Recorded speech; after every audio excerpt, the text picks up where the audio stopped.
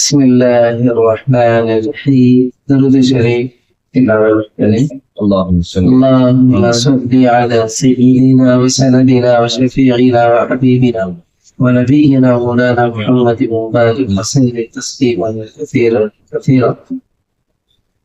جیسے آپ نے سنا تھا نبی صلی اللہ علیہ وسلم اپنے پیارے صحابہ کو لے کر مدینے سے باہر آ گئے.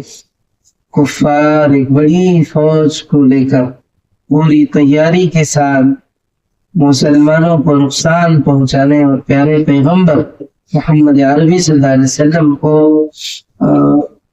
نقصان پہنچانے کے برے اور گندے ارادے سے جب کفار ایک بھاری بھرکم فوج لے کر کے آ گئے تو اس وقت میں منافقوں نے عبداللہ بن ابی کی رہبری میں اس شخص نے آخری وقت میں جو ہے اپنے ساتھ اپنے 300 افراد کو لے کر کے نکل گیا. اب رہ گئے تھے صرف 700 افراد. پیارے نبی صلی اللہ علیہ وسلم بقیہ فوج کو لے کر آگے بڑھے. اب صرف 700 مسلمان رہ گئے تھے جن کا 3000 دشمنوں سے پالا تھا. دشمن بھی ایسے کہ اکثر دل جلے تھے اور خون کا بدلہ لینے نکلے تھے. احد کے پاس دونوں فوجیں آمنے سامنے ہوئی. احد ایک پہاڑ ہے جو آج بھی الحمدللہ وہ پہاڑ ہے جو احد کا پہاڑ. حدیث میں بھی اس احد کے پہاڑ کے تعلق سے آپ کو تذکرہ ملتا ہے. تو بہرحال احد کے پاس دونوں فوجیں آمنے سامنے ہوئی. ایک طرف خدا کے مخلص اور وفادار بندے تھے, دوسری طرف خدا کے باغی اور نافرمان دشمن. دونوں فوجیں مقابلے کے لیے تیاری کرنے لگی. پیارے نبی صلی اللہ علیہ وسلم نے احد کو پشت پر رکھ کر صف بندی کی. احد پیٹھ کے پیچھے آپ نے اپنی جو ہے فوج کو ایسے ترتیب دی کہ پہاڑ پیٹھ کی طرف اور آپ کی فوج پہاڑ کے نیچے. حضرت مصعب بن عمیر رضی اللہ عنہ کو عنایت فرمایا. پہاڑ میں ایک گھاٹی تھی, ڈر تھا دشمن پیچھے سے آ کر حملہ نہ کر دے. گھاٹی سمجھتے ہیں رستہ, پہاڑوں میں بھی کچھ راستے رہتے ہیں جس میں سے آدمی بآسانی سے چڑھ کے اتر سکتا ہے. ڈر تھا دشمن پیچھے سے آ کر حملہ نہ کر دے. 50 تیر اندازوں کو وہاں کھڑا کر دیا اور فرمایا تم لوگ ہماری پشت کی حفاظت کرنا.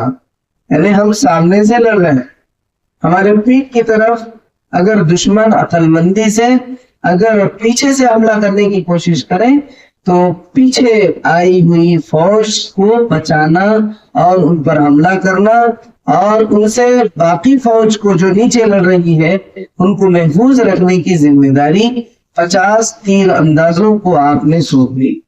اور آپ نے سختی کے ساتھ انہیں وہاں جو ہے رہنے کا حکم دیا. تم لوگ ہماری پشت کی حفاظت کرنا, ایسا نہ ہو کہ ہم پیچھے سے پھر لیے جائیں. دیکھو اپنی جگہ جمے رہنا, وہاں سے ہٹنا نہیں. اگر ہم جیت جائیں اور ان کی فوج میں گھس جائیں تب بھی تم اپنی جگہ نہ چھوڑنا.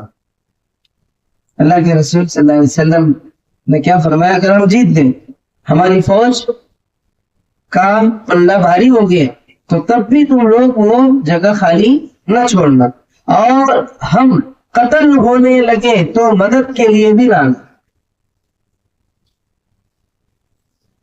اللہ کے نبی علیہ السلام نے فرمایا کہ فاتح ہو کے ہم ان کا مال غنیمت لے رہے ہیں یا ان کو بھگا رہے ہیں تو بھی نہیں آنا. اگر تم نے دیکھا کہ وہ ہم پر بھاری ہو گئے ہیں اور ہم مسلمانوں کو وہ قتل کر رہے ہیں تب بھی تو وہ جگہ خالی نہ چھوڑنا. البتہ ان پر تیروں کی بوچھار شروع کر دینا. وہاں جگہ خالی کرنے کے بجائے اتنا کر سکتے ہو تم, وہاں سے تیر برسا سکتے ہو, وہیں سے حملہ. کیونکہ گھوڑے تیروں سے ڈرتے ہیں. گھوڑے جو ہیں وہ تیروں سے ڈرتے ہیں, وہ بدک جاتے ہیں. قریش نے بھی نہایت سلیقے سے صف بندی کی.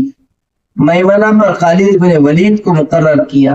میسرہ کا امیر اکرمہ کو بنایا. علم خاندان عبدالدار کے ہاتھوں میں تھا اور ابو سفیان فوج کا کمانڈر تھا۔ ابو سفیان نے عالم برداروں کو جوش دلاتے ہوئے کہا، جھنڈے ہی پر ہار جیت کا فیصلہ ہوتا ہے، اس لیے یا تو اس کا حق ادا کرو ورنہ چھوڑ کر کنارے ہو جاؤ۔